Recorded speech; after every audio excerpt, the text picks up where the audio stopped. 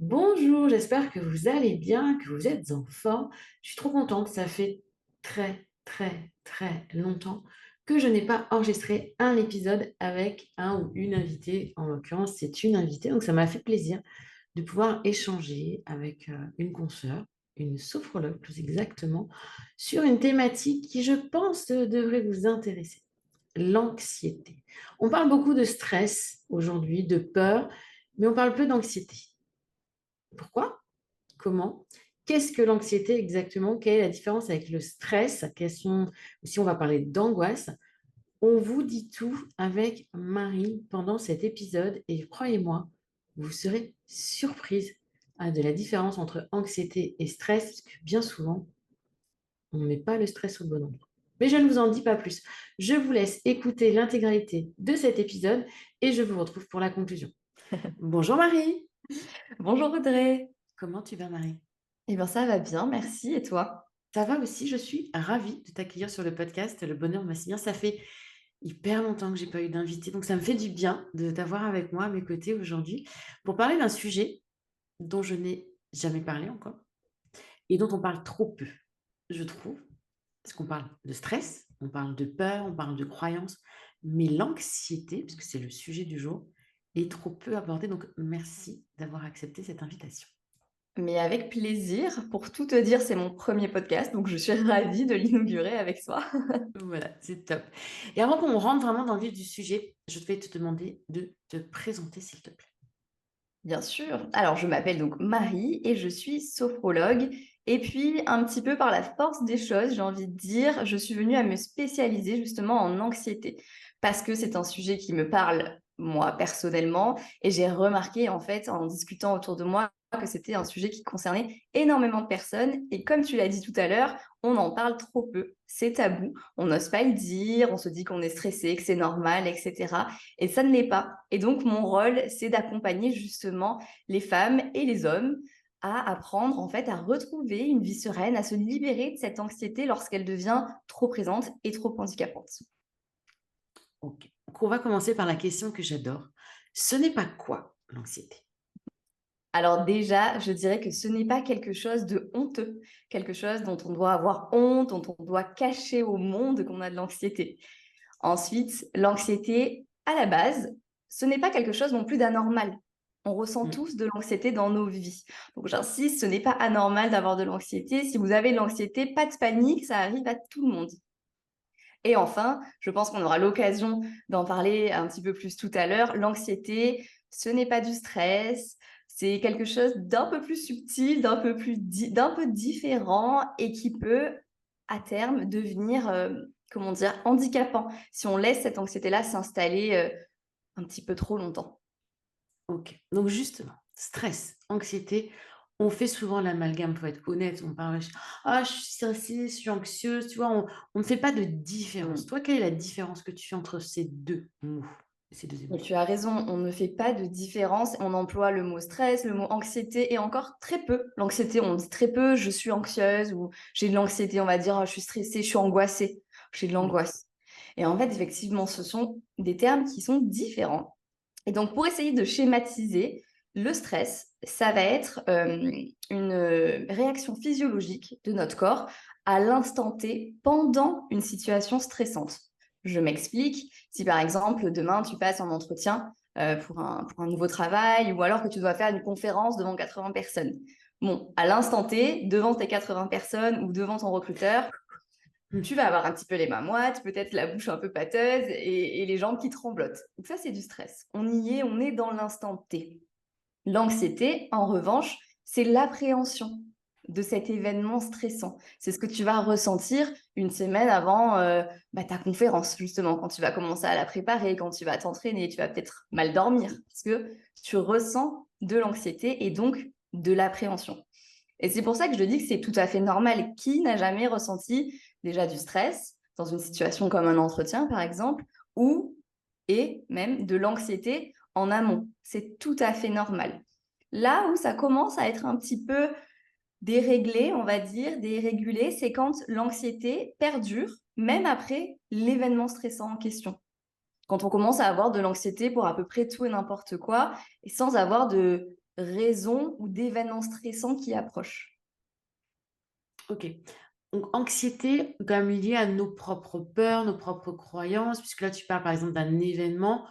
Je vais être anxieuse parce que bah, je dois passer devant 80 personnes, donc je vais peut-être pas bien dormir, pas bien manger, je vais ruminer, me poser beaucoup de questions, beaucoup de peur. Ah, je vais pas y arriver, j'en suis pas capable, qu'est-ce qu'ils vont penser si j'échoue, etc.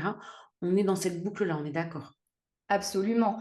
L'anxiété, d'ailleurs, est souvent liée aussi à un manque de confiance en soi ou un manque d'estime de soi. Et puis, c'est un peu un cercle vicieux. Je vais être anxieuse, donc je vais douter encore plus. Et puis, ça alimente mon anxiété qui alimente mon manque de confiance en moi ou le manque d'estime que je peux avoir. Mais oui, tout à fait. Il y a tout un tas de croyances qui se cachent derrière l'anxiété à la base, la peur d'échouer, la peur du regard des autres, la peur voilà, de ne pas être à la hauteur. Exactement. Et tout à l'heure, tu as employé le mot angoisse. Donc, anxiété, angoisse, là, elle est où la différence? S'il y en a une. Il y en a une, effectivement. C'est assez subtil, mais du coup, l'angoisse, c'est le pic du stress, le pic de la peur, en fait. Voilà, exactement. Et ça peut être très paralysant, en fait. L'angoisse, c'est, voilà, là, je suis au maximum de ce que je peux ressentir comme peur par rapport à un événement. Et donc, je suis angoissée, je peux faire une crise d'angoisse, je perds complètement mes moyens, je me sens pas bien. Donc voilà la différence vraiment entre ces trois. Le stress, c'est pendant l'événement, c'est une réaction physiologique. L'anxiété, c'est en amont, c'est la peur d'un événement. Et l'angoisse, c'est en quelque sorte la crise de peur. Donc la peur est vraiment à son maximum. Super. J'adore, toi, le schéma que tu viens de faire, c'est top. Je pense que là, notre audience devrait hyper bien comprendre la distinction entre ces trois. Ben, j'espère. Yes, c'est top. On en a déjà parlé, mais est-ce que tu pourrais nous donner des symptômes, on va dire, symptômes justement de l'anxiété, mais de l'anxiété anormale, tu vois, de ce truc qui vient, qui est là, qui est pesant, qui est tout le temps là et qui vient gâcher la vie, en fait. Parce que c'est normal, je le redis, d'avoir ce stress qui monte quand on est le jour J, d'avoir cette angoisse, ces questionnements, ces doutes, cette anxiété en amont. Donc là, on est OK, c'est humain. Mais quels sont les autres symptômes qui doivent nous faire dire attention, là, ça va pas. Ouais. Bon, déjà, la première chose, comme je te disais, si l'anxiété, si ce sentiment de mal-être, de sentiment anxiogène perdure même après l'événement, ou alors il n'y a pas vraiment d'événement stressant qui se profile. Si tu te réveilles un matin et que tu as la boule au ventre, que tu as la nausée par exemple, que tu te sens ben, anxieuse ou stressée, comme on pourrait dire dans le langage courant, et qu'il ne se passe absolument rien dans la journée ou dans les jours à venir, déjà se poser la question. Tiens, je me sens comme ça, qu'est-ce qui se passe? Pourquoi? Est-ce qu'il y a un événement auquel j'ai pas pensé et qui finalement me rend anxieuse inconsciemment presque, j'ai envie de dire, ou alors est-ce que non, il se passe pas grand-chose et là, je dois peut-être me poser un peu plus de questions. Donc, en fait, ça passe par être à l'écoute de soi. Et on a tendance beaucoup à mettre ça sous le tapis. Ah, tiens, je me sens anxieuse ou je me sens stressée, comme on dit couramment. Bon, c'est pas grave, allez, j'ai pas le temps pour ça, donc là, j'ai trop de choses à faire, je dois m'occuper de mes enfants, je dois aller au travail, je dois faire ci, je dois faire ça. Je le mets sous le tapis. Et, et ça ne disparaît pas, généralement. Non. Et je pense, là, j'ai entendu parce que j'ai une amie, moi, qui est vraiment dans l'anxiété dès qu'elle va prendre les transports en commun. Donc, on est d'accord que l'événement, en soi, il y a des personnes qui vont pouvoir aller à un entretien d'embauche, faire un truc devant 80 personnes et ne pas ressentir d'anxiété ni de stress. C'est aussi, des fois, quand on parle d'événements, tu vas me dire si tu es d'accord avec moi, des choses qui peuvent paraître simples pour certaines personnes mais qui ne le sont pas pour toutes. Donc là, je pense à cette amie qui va prendre le bus, prendre tout ce qui est transport en commun, pour elle, c'est anxiogène. Et là, ça pose problème dans sa vie courante. Donc Bien on est sûr. d'accord que l'événement, ça peut être quelque chose d'anodin pour certaines personnes, mais qui va être pour d'autres Mais pas du tout. totalement. Mais totalement. Ça peut être j'ai envie de dire tout et n'importe quoi. C'est pas forcément voilà, un événement très stressant comme j'ai pris tout à l'heure, je pense que tout le monde s'accorderait à dire que c'est stressant de parler devant 80 personnes, mais tu as raison de le souligner. Ça peut être prendre les transports en commun, ça peut être prendre sa voiture, ça peut être Oui. être loin de chez soi, ça peut être aller dans un centre commercial parce qu'il y a du monde. Tout un tas d'actions du quotidien, j'ai envie de dire, qui paraissent normales pour beaucoup de monde, voilà, entre Mm. guillemets, peuvent être source d'anxiété pour d'autres. Il n'y a vraiment pas de règle. Et c'est pas parce que on ressent de l'anxiété à l'idée de prendre les transports ou alors d'aller dans un centre commercial qui peut paraître anodin, qu'on doit en avoir honte et qu'on doit pas accepter en fait cette anxiété et essayer de la cacher, essayer de la camoufler parce que bon, bien souvent ça ne marche pas. Refouler, c'est comme refouler ses émotions, ça ne résout pas la situation. Donc voilà. Mais oui, oui, Mm, tu fais bien de le préciser. Ça peut vraiment être tout un tas de choses du quotidien. mm, mm. Et donc, on va parler de clés après pour développer ce qu'on appelle, nous, sa sécurité intérieure. Mais comme tu me l'as précisé en préparation de cet épisode, il est important pour toutes les personnes qui ont, entre guillemets, cette anxiété qui vient gâcher leur quotidien, qui vient les déranger trop régulièrement, qui vient les empêcher de faire des choses, de se faire aider. Donc, donc toi, tu es spécialiste en tant que sophrologue de l'anxiété, soit parfois vraiment quand c'est devenu presque maladif, un autre professionnel de santé. Ne restez pas avec cette anxiété qui vous ronge à l'intérieur en essayant, comme tu l'as dit, de la mettre sous le tapis. C'est bon, ça va passer. Ça passera pas. Et si ça vous empêche de vivre une vie sereine, faites, ça peut changer. Ce n'est pas unique. Bon, chacune a ses spécificités, mais il est possible de changer et c'est pas une honte, comme tu viens de le dire. Exactement, tu as tout à fait raison et j'insiste aussi sur ce point-là. Je vois trop de personnes qui viennent me voir et qui me disent: «Ben, en fait, j'ai de l'anxiété depuis des années et aujourd'hui, bah, je n'arrive plus à sortir de chez moi. Je n'arrive plus du tout à prendre les transports en commun, je n'arrive plus à travailler». L'anxiété est devenue tellement présente qu'elle en est handicapante. Donc n'attendez pas d'être à ce stade-là pour réagir. Même s'il n'est jamais trop tard, évidemment, mais plus vous attendez, plus vous, déjà, vous êtes en souffrance et plus le travail qu'il faudra fournir pour, apaiser cette anxiété, retrouver cette sécurité intérieure sera important. Donc vraiment, n'ayez pas peur d'aller consulter, que ça soit un médecin, votre médecin de famille, par exemple, pourquoi pas, pour commencer, Mm, ou alors d'autres professionnels et de leur en parler, quitte à ce qu'on vous dise: «Non, mais vous inquiétez pas, tout va bien». Il vaut mieux que ça soit dans ce sens-là, plutôt que vous vous, contraigniez, que vous attendiez au maximum et que puis un jour, en fait, ça soit trop important, trop lourd à porter et que vous soyez au plus mal, en fait. exactement. Et je sais déjà que j'ai des personnes parmi l'audience qui vont dire: «Mais Audrey, quand est-ce qu'on sait, que c'est vraiment trop?» Donc tu l'as dit tout à l'heure, c'est se reconnecter à soi. Si vraiment ça vous handicape, ça vous bloque dans certains projets, certaines envies, certaines choses de la vie courante, aller faire vos courses, aller travailler. On est déjà hyper loin pour moi dans la problématique. Mais si par exemple ça vous bloque dans un projet, une envie, je sais pas, vous avez envie de repeindre votre maison, vous avez envie de faire quelque chose, mais ah ouais, mais non, là, faut que j'aille dans le magasin. Ah, il va y avoir du monde, faut que je pose une question. Tu sais, là, le truc de se dire: «Oh là là, il va falloir que je pose des questions, bah là, non, ça vous Oui. empêche.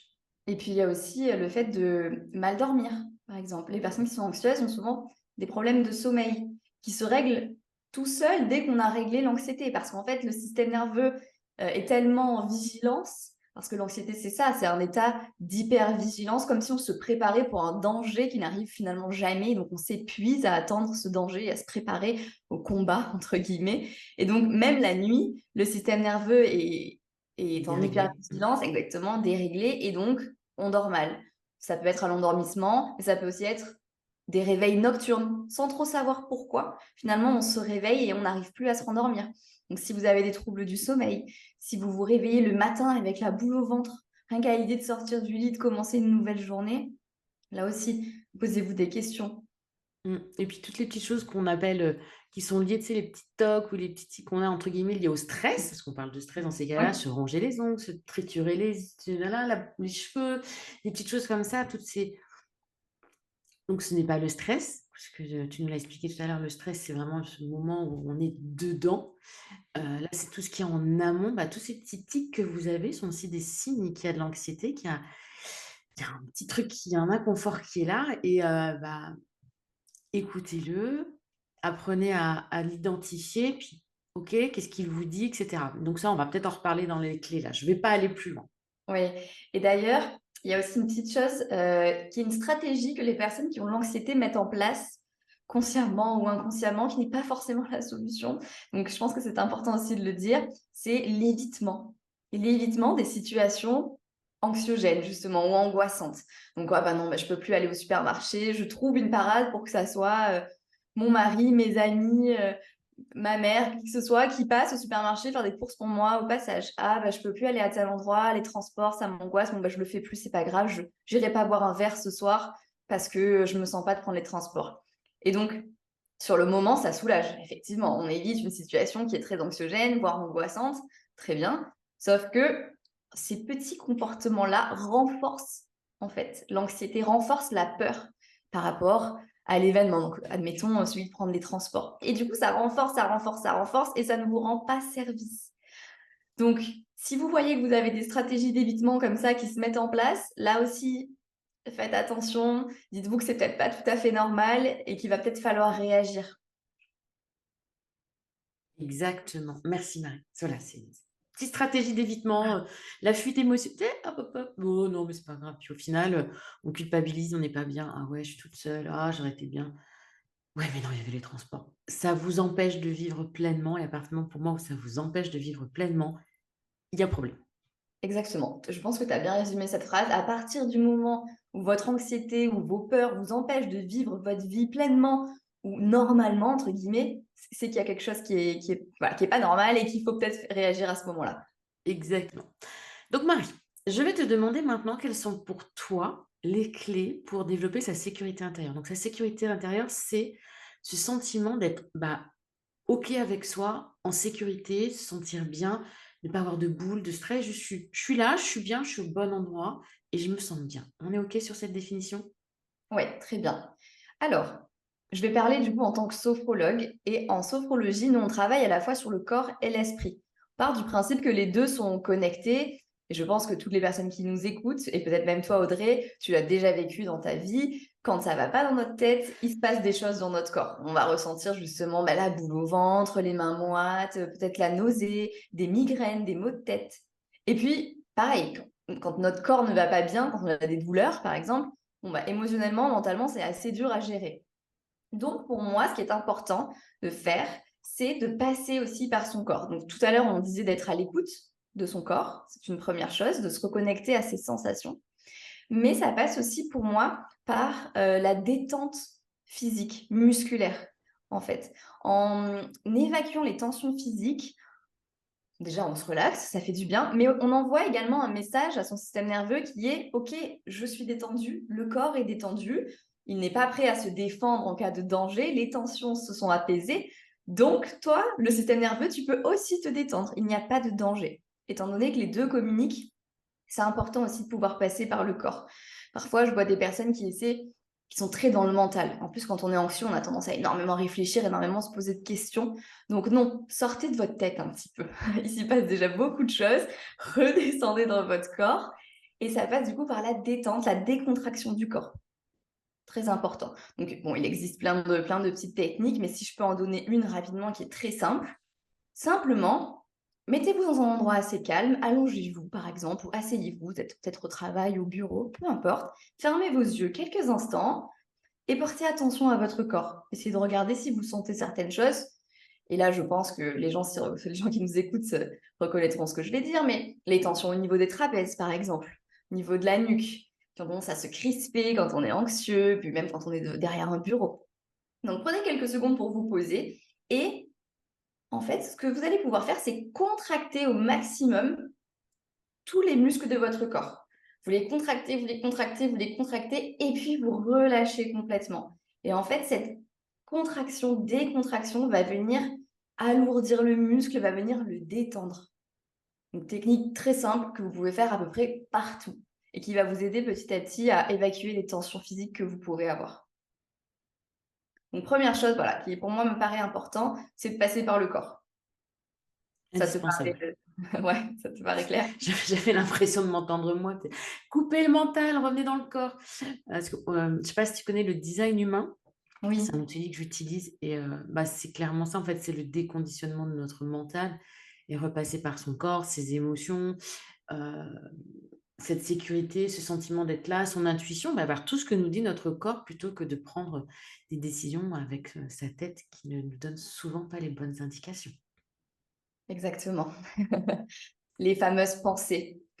Ah là là. Ouais. Et d'ailleurs, en parlant des pensées, Quand on est anxieux, justement, on a beaucoup de pensées, on est très souvent dans le futur, en train d'anticiper, de s'imaginer le pire, de se faire des films. C'est très fatigant, on a une charge mentale du coup qui est énorme et puis c'est épuisant. Donc, ce qui est important aussi pour arriver à développer cette fameuse sécurité intérieure, à se sentir en fait plus serein, c'est de s'entraîner à être beaucoup plus présent. Et ça, pour le coup, je sais à quel point c'est compliqué, surtout dans notre société où on est déjà très stimulé de tous les côtés. Les téléphones, les écrans, les personnes, les interactions sociales, etc. On est tout le temps en train d'être attiré par quelque chose, de réfléchir. Donc, c'est très compliqué. Mais pour autant, de prendre quelques secondes, allez, ne serait-ce que quelques secondes par jour, pour se reconcentrer sur l'instant présent, sur soi, sur ce qu'on est en train de faire. Ça peut être en faisant la vaisselle, par exemple. Ça peut être en prenant sa douche. Pendant quelques instants, se dire, OK, là, je suis sous ma douche, je suis en train de faire quoi? OK, l'eau est chaude, c'est agréable, il y a de la buée autour de moi, je ressens telle sensation. Ou alors, ah, ben tiens, l'odeur de mon gel douche, c'est agréable. Et puis la même chose quand vous faites la vaisselle, la sensation de l'eau, est-ce qu'elle est chaude, est-ce qu'elle est froide, le contact des mains avec peut-être le gant, si vous faites la vaisselle avec des gants, ou alors avec l'assiette, par exemple. Prendre quelques secondes pour se recentrer, en fait, simplement. Et au début, ça paraîtra un peu compliqué, peut-être même ennuyeux, mais à force, on prend l'habitude d'être naturellement plus présent. Et vous n'aurez plus besoin de faire tout un tas d'exercices, ça sera beaucoup plus naturel. Et croyez-moi, ça fait du bien d'arrêter de penser à tout et n'importe quoi et d'être juste focus sur ce qui est en train de se passer là maintenant. C'est tellement ça. Moi, je parle souvent du repas. Tu sais, on mange tellement vite des fois. On fait même pas attention à ce qu'on mange. Et je dis, voilà, prenez le temps de savourer ce que vous mangez, d'être là, c'est chaud, c'est froid, c'est croustillant, c'est mou, c'est tendre, c'est quoi exactement? Et puis d'apprécier ce que l'on mange plutôt d'être toujours dans. Bah, je suis un très mauvais exemple, hein. En tant que maman, bah, tu te lèves 3 fois, 10 fois de table, enfin, ça dépend des repas, t'as pas le temps de manger en fait. Et ça, c'est hyper, hyper mauvais pour bah, cette anxiété qui est là parce que t'as pas le temps de souffler, t'as pas le temps de. Voilà, tu es toujours dans le mouvement et c'est comme être dans le mental, c'est pas très bon. Oui, tout à fait. Et d'ailleurs, justement, je voudrais préciser, parce que comme tu le dis, quand tu es une maman, tu as plein de choses à gérer, tu te lèves plein de fois de table. Donc, juste ne culpabilisez pas non plus. Le but, c'est pas d'être pleine conscience tout le temps à table, etc. Non, peut-être que bah, pour toi, par exemple, Audrey, bon, le moment du repas, c'est pas le meilleur moment pour Non, t'exercer. Voilà, mais c'est pas grave. Juste acceptons-le, c'est c'est ça. pas le bon moment. Peut-être que tu peux le faire, par exemple, quand tu es dans ta douche. Peut-être que c'est plus simple. Tu as un Moi, moment où tu as c'est ça. quelques minutes tranquilles. Ah, ben Moi, c'est voilà. mon thé. Moi, je sais que le Ok. matin, je fais chauffer mon thé, par exemple, pour le petit-déj. Bah, je pars à l'école, le thé est toujours dans la tasse. Voilà. Donc, je réchauffe mon thé après coup et je prends quelques minutes pour moi avec mon thé. Voilà. Et comme tu dis, ne pas culpabiliser et trouver le moment où on peut faire ça. C'est ça. Même si c'est que quelques minutes, c'est vraiment pas un problème. Nous ne sommes pas des moines bouddhistes. Ce que je dis tout le temps, on n'a pas besoin de méditer tout le temps, pendant des heures, d'être en tailleur, de faire plein d'exercices en permanence. Non, on a tous et toutes des vies très chargées. Donc, il n'y a aucun problème. Mais juste prenons quelques secondes par-ci, par-là, au meilleur moment pour nous, pour essayer de se recentrer, pour souffler un petit peu, parce que ça fait du bien en fait. C'est ça. Ok, donc là, tu nous as déjà donné 2 clés. Est-ce que tu en as d'autres? Oui, une chose aussi qui est importante, à mon sens, on parlait tout à l'heure de confiance en soi, d'estime de soi. Et on parlait aussi de la stratégie d'évitement. Donc, ce que je propose, qui pour moi est important à faire, c'est de célébrer, j'ai envie de dire, les petites victoires qu'on peut faire, qu'on peut avoir au quotidien. Et vraiment, ça peut être tout et n'importe quoi. Pas besoin d'avoir accompli quelque chose de génial ou quelque chose hors du commun, pardon, pour le notifier, pour se le dire. Mais peut-être prendre le temps, pareil, quand on a le temps, le soir par exemple, ou alors dans les transports en commun, pour celles qui prennent les transports en commun, de noter, de prendre conscience de certaines choses qu'on a fait et pour lesquels, en fait, on peut être plutôt fier de soi. Ça peut être, bon, bah, justement, j'ai réussi à prendre 2 minutes pour me concentrer sur ce que j'étais en train de faire, sur mon thé que j'étais en train de boire, j'ai savouré, et ça m'était pas arrivé depuis un moment, c'est génial. Ou alors, ah bah tiens, j'ai réussi à sortir de chez moi, à faire le tour du pâté de maison. Alors oui, j'étais anxieuse, oui, j'étais pas bien, mais j'ai réussi à le faire, je suis super fière de moi, c'est un premier pas.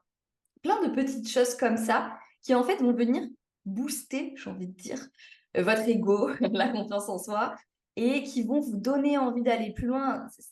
C'est en quelque sorte un peu le système de récompense. On est fier, ah, waouh, j'ai réussi, c'est génial. Et ça nous donne envie d'aller un peu plus loin. Et encore une fois, j'insiste, pas besoin d'accomplir des trucs de fou.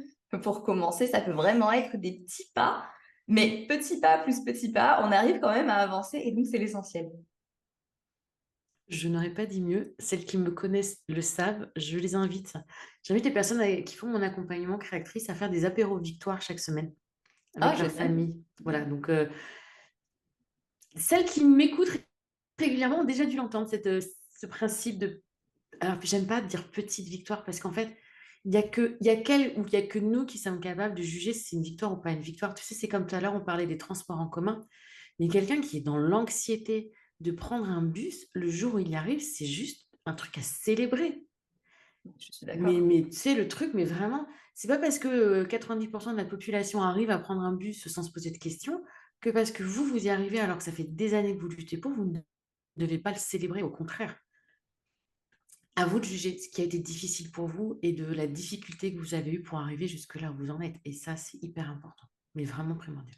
Mais oui, tout à fait. Et tu sais pourquoi j'emploie ce terme de petite victoire alors que je suis en réalité tout à fait d'accord avec toi? C'est parce que justement, on a tendance, quand j'en discute avec les personnes qui viennent me voir en consultation, elles ont tendance à minimiser en fait Mm. leurs actions et leurs victoires. Et pour elles, c'est pas vraiment une victoire. Oh, mais ça, c'est vraiment pas grand-chose, mais c'est anodin. Et donc, c'est pour ça que j'emploie ce terme de petite C'est victoire. ça. C'est pour que la personne en face de moi se dise, OK, bon, bah alors ça, c'était peut-être pas incroyable à mes yeux, mais donc ça rentre peut-être dans une petite victoire, donc peut-être que je peux le C'est célébrer. ça. Voilà, Exactement. j'essaie de... J'ai eu la même que toi il n'y a pas très longtemps en coaching individuel. Je crois que c'était ta réussite, célébrer tes réussites. Et là, elle me dit, mais Audrey, j'ai pas réussi, je suis pas allée au bout du projet. Ok, d'accord. Donc, c'est se féliciter, tu vois. Je dis, bah, félicite-toi pour chaque pas, en fait. Tu vois, j'essaye, pareil comme toi, de trouver des mots, petite victoire, féliciter, se célébrer, réussite, parce que bah, chaque personne a sa définition. Et elle m'avait dit plein de trucs dans le coaching. Je dis, mais tu te rends compte? Oui, mais c'est pas une réussite, ça. Ah, donc c'est quoi ta définition de réussite? Et donc là, j'ai compris que réussite pour elle, c'était vraiment aboutir le projet, tu vois. Hmm. Donc, trouver le truc qui fait que, mais se féliciter, victoire, petite victoire, succès, petit succès, grande victoire, grande réussite, peu importe, mais d'avance, enfin, de ce qui a été un effort pour vous, en fait, et ben juste de vous en féliciter parce que vous avez réussi à faire cet effort et que vous êtes allé, vous avez avancé d'un pas par rapport à votre zone de confort, entre guillemets, habituelle. Exactement. Et puis, on a tendance à être tellement exigeant envers soi-même, tellement dur envers soi-même, que comme tu dis, la personne ne voyait pas ça comme une réussite parce que elle se devait, en tout cas, c'est ce qu'elle croyait, elle se devait de réussir complètement pour être fière d'elle. Et on est nombreux à être comme ça, hein. Même moi, je plaide coupable. Mais oui, effectivement, c'est important de prendre le temps de se dire, bon, tiens, qu'est-ce que j'ai fait que je pourrais célébrer, entre guillemets, même si peut-être que Mm. célébrer, ça paraît trop fort comme mot, mais en tout cas, me dire, bon, bah, tiens, ça, je l'ai fait quand même, c'est vraiment pas mal. Je n'aurais pas pensé que j'aurais pu le faire ou j'ai réussi, c'est cool, je suis fière de moi.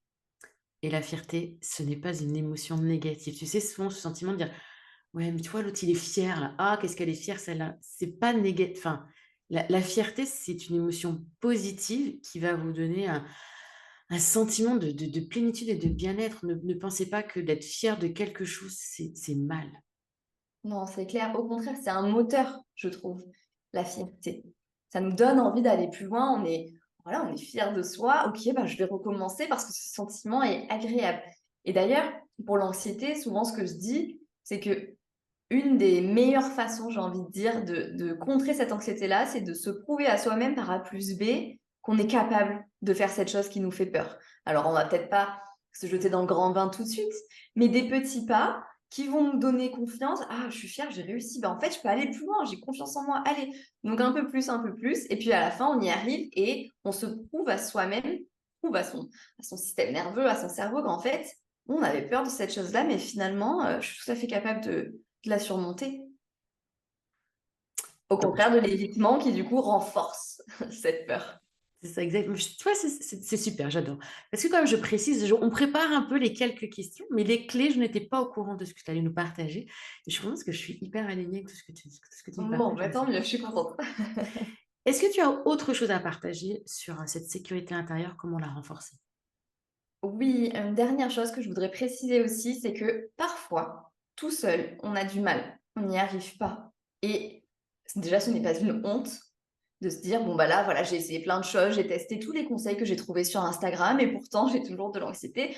J'ai lu plein de livres de développement personnel qui disent comment aller mieux et en fait, je n'y vais pas mieux, ou ça ne marche pas, ou c'est temporaire, parce que ça revient énormément en fait. On essaie de trouver les solutions par soi-même. Et puis voilà, chez certaines personnes, ça fonctionne, et puis chez d'autres, ça ne fonctionne pas aussi bien que ce que la personne a espéré. Et dans ce cas-là, vraiment, en fait, je ne peux que vous conseiller de consulter un professionnel, un thérapeute, quelqu'un qui va pouvoir vous accompagner, vous aider. Alors évidemment, moi, je prêche pour ma paroisse parce que je suis sophrologue, mais en fait, j'ai envie de dire, choisissez une méthode qui vous attire déjà, qui vous parle, et puis un praticien avec qui vous vous sentez bien. Honnêtement, il vaut mieux, se tourner vers un praticien, investir, oui, son temps, oui, son argent, mais voir des résultats rapidement, plutôt que de traîner cette anxiété sur des années, cette anxiété qui va ne faire qu'empirer, que s'amplifier. Et finalement, vous allez probablement à terme finir par voir quelqu'un et vous aurez perdu du temps. Alors, chacun passe le cap quand il est prêt. Voilà, je force personne, évidemment, c'est pas du tout le but, mais je veux juste dire, n'ayez pas peur, en fait, d'aller voir quelqu'un. Peu importe qui c'est, peu importe la méthode, bon, si tant est qu'elle ait quand même fait ses preuves et que le praticien soit un minimum sérieux, mais voilà, c'est aussi important, en fait, de se dire qu'il y a des personnes, c'est leur métier de vous aider, de vous accompagner à vous sentir bien. Donc, n'ayez pas peur d'aller toquer à leur porte, simplement. Exactement, mais tellement. Et c'est hyper important ce que tu viens de dire, donc de se faire aider. Alors, se faire aider, donc il y a des praticiens, mais déjà, la première étape, parfois, c'est juste d'en parler à son entourage aussi, tu vois, le truc. Tirer la sonnette d'alarme, dire là, je peux pas, je vais faire une crise d'angoisse, c'est impossible pour moi. Enfin, à vous, enfin, de la vulnérabilité, être OK avec ça, c'est normal. Ensuite, bah oui, se faire accompagner par des gens qui sont formés, vraiment formés pour ça. Et tu l'as dit aussi, c'est choisissez au feeling. Tu sais, c'est ce côté, le corps vous dit, cette personne, elle me parle, elle m'appelle, oui, ça me va. Plutôt que d'être dans le mental, euh, le corps vous dit des choses. Et faites attention parce que bien évidemment aujourd'hui, c'était déjà le cas avant, mais je pense que depuis le confinement, on voit de tout apparaître. Oui. Sophrologue, c'est une certification, c'est un diplôme reconnu par l'État. Donc tout le monde ne peut pas se dire sophrologue aujourd'hui. Coach, tout le monde peut se dire coach en France. Effectivement, il faut faire attention aux praticiens que vous choisissez, essayez de regarder les diplômes effectivement de la personne et ses certifications. Regardez pourquoi pas aussi les avis sur Google si la personne en a. Euh, et puis voilà, essayez de vous faire aussi votre propre avis, quitte à faire un premier rendez-vous et vous dire, Mhm. bon bah génial, en fait je me sens à l'aise avec cette personne, sa méthode, elle me parle totalement. Ou alors, bah, de vous dire, bon bah non, peut-être pas en fait, je me sens pas hyper à C'est l'aise. OK. Et c'est pas grave, vraiment, la personne en face de vous ne devrait pas le prendre mal, il n'y a aucun souci.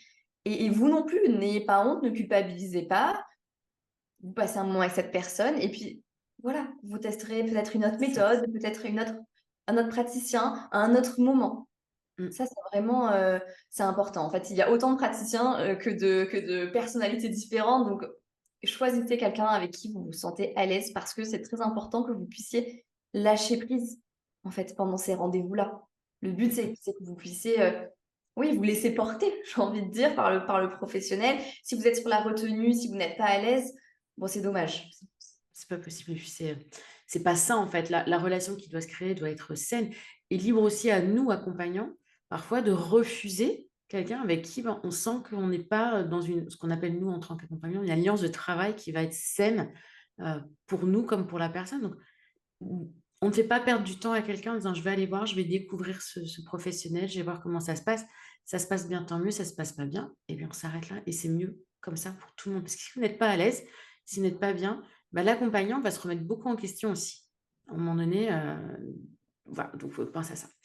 Ok, et bah dis-moi, on a quand même de belles clés là pour développer ça. une meilleure compréhension quand même de ce que c'est que l'anxiété. Là, je pense que c'est clair, stress, anxiété, angoisse. On a le schéma bien défini. Est-ce que tu as quelque chose à rajouter? Eh bien, écoute, je suis contente si en tout cas c'est clair. J'espère que ça l'est. J'espère que les personnes qui nous écoutent auront une meilleure vision de ce qu'est l'anxiété, qu'on aura aussi un peu réussi à, comment dire, enlever ce tabou qu'il y a aussi sur l'anxiété. Comme tu le disais, on en parle peu. Et encore que je trouve que ça commence à évoluer. Mais justement, parfois, c'est un petit peu trop diabolisé.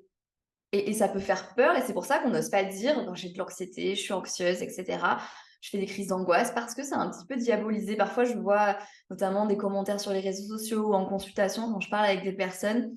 Donc vraiment, j'insiste, l'anxiété à la base, c'est quelque chose de normal, de sain, j'ai envie de dire, comme toutes les émotions qu'on ressent. Donc si vous avez de l'anxiété de temps en temps, eh bien, félicitations, vous êtes humain, moi aussi, Audrey aussi, J'adore. je suis persuadée. Donc ce n'est pas un problème. Et j'espère que si vous voyez que l'anxiété est handicapante aujourd'hui dans votre quotidien, ce podcast vous permettra d'y voir plus clair et peut-être justement d'essayer d'utiliser les clés qu'on a partagées et peut-être d'aller consulter votre médecin ou un thérapeute si vous sentez que c'est un peu trop difficile à gérer par vous-même. Merci beaucoup, Marie. Donc, Marie, on te retrouve sur le compte Instagram Sophro Co. Je ne me suis pas trompée. Exactement. Tout à fait, c'est Je vous ça. mettrai voilà, le lien dans le descriptif. Et si on a envie d'en voir un peu plus comment tu travailles, tu as un e-book qui s'appelle Les règles d'or pour une vie plus sereine. Je mettrai également le lien dans le descriptif. Exactement, et je suis assez active sur Instagram, je publie plusieurs fois par semaine. Donc n'hésitez pas aussi, je partage plein d'informations sur l'anxiété, des petites astuces. Donc je pense que ça pourra compléter tout à fait notre podcast. Je pense aussi. Merci beaucoup, Marie, pour ce bel échange. J'étais vraiment ravie de le faire avec toi. Et puis pour toutes ces belles choses et ces beaux messages que tu as passés aujourd'hui. Merci beaucoup à toi de m'avoir reçu, Audrey. Alors, cet épisode avec Marie, je suis sûre que vous avez été surprise par cette notion d'anxiété qui est donc avant l'événement, ce qui se passe avant, qui est ce sentiment-là qui est désagréable et qui peut aller jusqu'à l'angoisse, vous voyez. Et le stress, c'est donc uniquement au moment T. Vous voyez, on parle toujours de stress. Ah, je suis stressée, je suis stressée. Mais non, là, c'est pas de stresser, de l'anxiété quand vous dites ça et que c'est de manière récurrente. Et on vous l'a dit et redit, ce sont des émotions, des sensations normales, naturelles, humaines. Tant que ça ne vous bloque pas, tant que ça ne vous empêche pas d'être, de vivre, c'est OK. Et c'est normal, donc n'en ayez pas honte. À partir du moment où ça devient vraiment bloquant pour vous, n'en ayez pas honte non plus. Par contre, là, il est peut-être temps de vous faire aider. J'ai échangé avec plusieurs d'entre vous sur ces thématiques il y a peu. Même si vous avez déjà essayé avec un professionnel de santé que ça n'a pas fonctionné, tentez avec quelqu'un d'autre. C'était peut-être pas le bon, c'était peut-être pas le bon moment pour vous, mais ne restez pas ainsi. Donc, vous pouvez retrouver Marie, la charmante Marie, avec qui franchement j'ai pris tellement de plaisir à échanger. On s'est retrouvés sur tellement de sujets. Vous avez dû l'entendre dans ses propos. Pour si vous m'écoutez déjà depuis un petit moment, on dit la même chose, d'une façon différente, mais on dit la même chose. Donc, vous pouvez trouver Marie sur son site Sophro Co. Et je vous mets bien sûr le lien de son compte Instagram dans le descriptif de cet épisode, ainsi que le lien de son e-book sur les règles d'or pour plus de sérénité.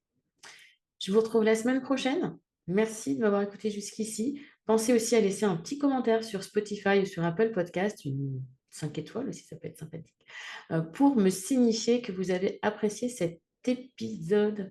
À la semaine prochaine. Prenez bien soin de vous. N'oubliez pas, vous êtes la personne la plus importante de votre vie.